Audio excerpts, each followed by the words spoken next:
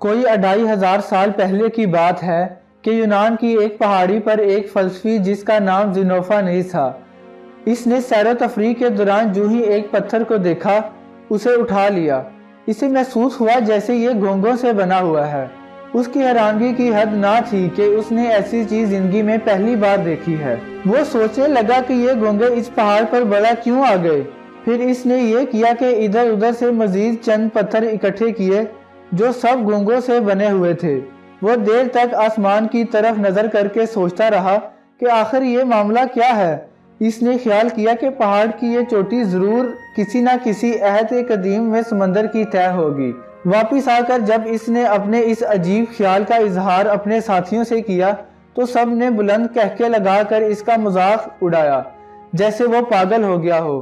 انہوں نے بتلایا کہ یہ پہاڑ تو بڑا پرانا پہاڑ ہے، ہمارے آباء و اجداد سے اسے ایک عرصہ سے دیکھے چلے آ رہے ہیں، یہ جوں کا توں ہے، کبھی ہم نے اس میں کوئی تبدیلی نہیں دیکھی۔ اس طرح بہت مدت گزر گئی اور آخرکار ہمارے موجودہ زمانے کے سائنسدان جدید تحقیقات کے بعد اس نتیجے پر پہنچے کہ زینوفانیس جو کچھ کہتا تھا بالکل ٹھیک کہتا تھا۔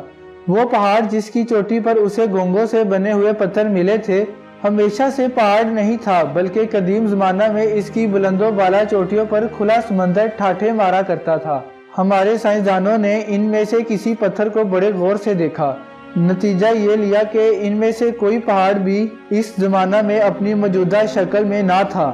جب پہلے پیر زمین کی سطح نے ایک سخت جھلکے کی صورت میں اختیار کی اور آج ہمیں جو بلند و بالا پہاڑ دکھائی دیتے ہیں ان میں سے کوئی بلندی ایک زمانے میں ایک طریقے سے قائم ہوئی اور کوئی دوسرے زمانے میں دوسرے طریقے سے، جنہوں نے آخرکار پہاڑوں کی شکل اختیار کر لی۔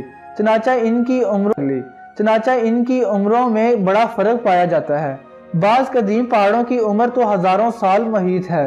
دنیا کے چند مشہور پہاڑ آپ بھی یاد کر لیں: گوڈو آسٹن، کنچن جنگا، مکالو، دھولاگیری، البریس، کلے منجارو، ارارات، ماؤنٹ بلانک، سہاما، یہ ان میں سے کچھ پہاڑوں کے نام ہیں۔